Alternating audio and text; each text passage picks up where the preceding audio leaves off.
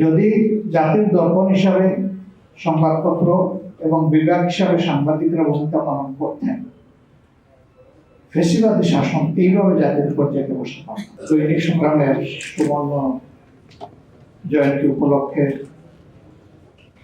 আজকের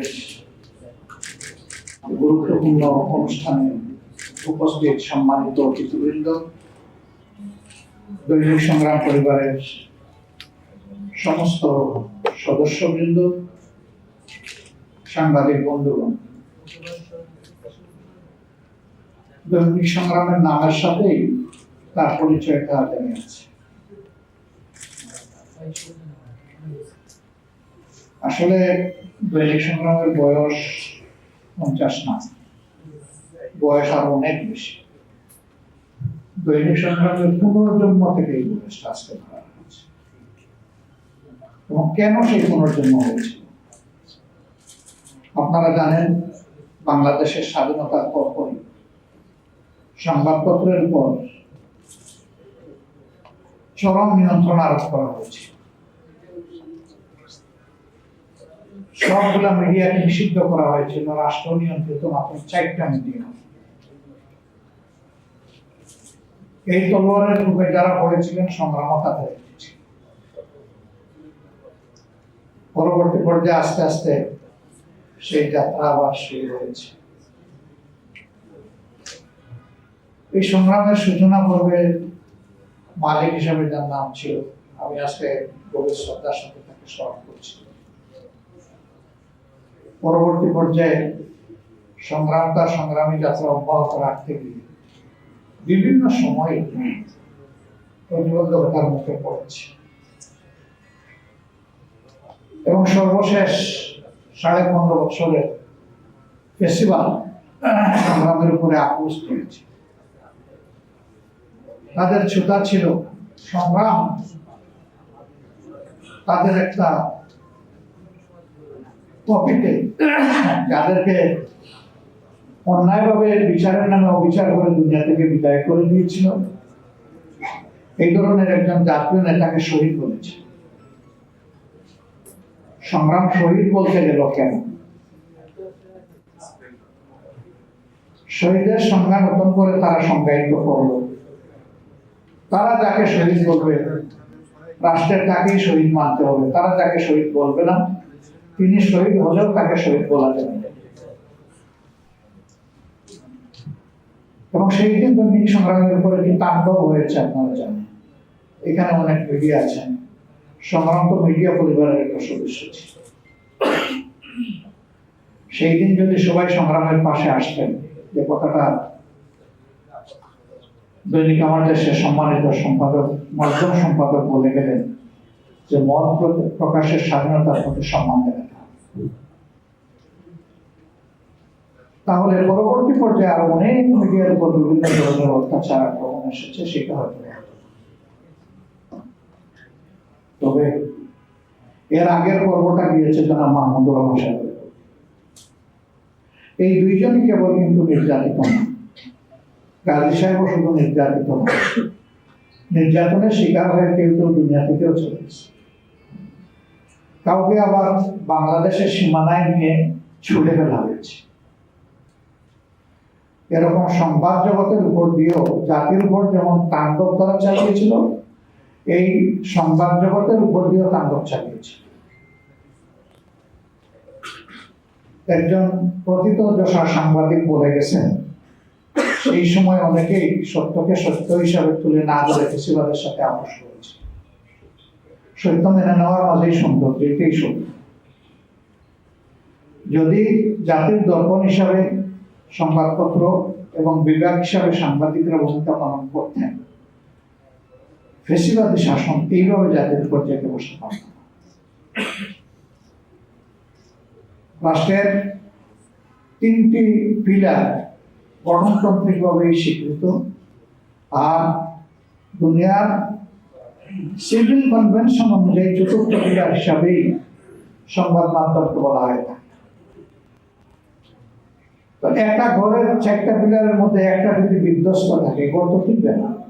এই একটার কারণেই ভেঙে পড়ে যাবে। কিন্তু চারটা পিলারে যদি শক্তভাবে দাঁড়িয়ে থাকে তাহলে গড়টা আশা করা যায় সেভাবে দাঁড়িয়ে থাকে। আমাদের সমাজটা ভেঙে পড়া এটা একটা কারণ কিনা আমি সাংবাদিক জগতে এই সেবার সাথে, মহান সেবার সাথে যারা জড়িত তাদেরকে সক্রিয়ভাবে বিষয়টা বিবেচনা করা অনুরোধ। তবে জাতি হিসাবে যারা এগিয়ে যেতে চায় তারা পিছন নিয়ে বেশি কামড়াকামড়ি করে, পছন্দ করে। কিন্তু পিছনের কোনো দুঃস্বপ্ন অথবা কোনো দুঃশাসন যদি জাতিকে তাড়া করে তাহলে এটাও স্মরণ করিয়ে দেওয়া কিন্তু সংবাদপত্রের দায়িত্ব। একটা সংবাদ মাধ্যমের দুইটা অংশ থাকে, একটি হচ্ছে নিউজ আর একটা হচ্ছে ভিউজ। নিউজটা একেবারেই সরাসরি সাদাকে সাদা বলবে, কালোকে কালো বলবে। এখানে মহান সাংবাদিকের নিজস্ব কোনো বক্তব্য এখানে সংযোজন হবে না, আবার সত্য থেকে কিছু বিয়োজন হবে। যিনি যেভাবে বলেছেন, যিনি যেভাবে লিখেছেন তারটা হুবহু সেইভাবে তুলে ধরতে হবে। ফ্যাসিবাদী আমলে এটা একেবারেই হয়নি। এখনো তার কিছু কালো ছায়া আমরা লক্ষ্য করি। কারণ রোগ যখন পুরানো হয়ে যায় এটাকে ক্রনিক ডিসিজ বলা হয়। ক্রনিক ডিসিজ কিন্তু সহজে সারে না, কিন্তু সারে, সময় লাগে। তা আমরা আশা করবো যে এটা সারবে, এটা থাকবে না। সংগ্রামের একটা আদর্শিক লক্ষ্য অবশ্যই আছে, এটা আমরা সবাই জানি। সংগ্রাম তার আদর্শিক লক্ষ্যের কখনো আপোষ করেনি, মাথা নত করেছে। বিশেষ করে স্বাধীন বাংলাদেশের দেশের স্বাধীনতা, সার্বভৌমত্ব এবং জনস্বার্থের বিষয়ে সংগ্রাম নির্যাতনের সাহায্য জায়গার পরিসর যতই ক্ষুদ্র হোক তবে আমরা সংগ্রাম করেই চলেছি। এই ক্ষেত্রে সংগ্রাম এখানে শ্রদ্ধা পাওয়ার উপযুক্ত। এর মানে এটি নয় যে সংগ্রাম সকল দিক থেকে একটা সংবাদ মাধ্যমে পুরো স্ট্যান্ডার্ড কভার করে একটা স্বয়ং সম্পূর্ণ সকল জায়গায় বাংলাদেশের সীমানায় নিয়ে ছুটে ফেলা হয়েছে। এখানে সুবিজন তারা সবাই সংগ্রামের পক্ষে আজকে প্রশংসামূলক বক্তব্য রাখবেন, আমিও মতো এটা প্রত্যাশা। সংগ্রামের ভালোটাকে ভালো বলবো, কিন্তু সংগ্রামের দুর্বলতাও একটু চোখে আঙ্গুল দিয়ে দেখাই দিতে হবে।